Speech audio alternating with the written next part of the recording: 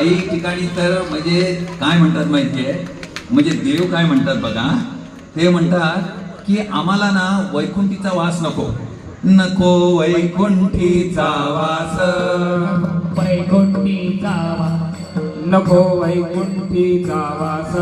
नको वैकुंठीचा वास, दया सुखाचे नाश, दया सुखाचे नाश, दया सुखाचे नाश, दया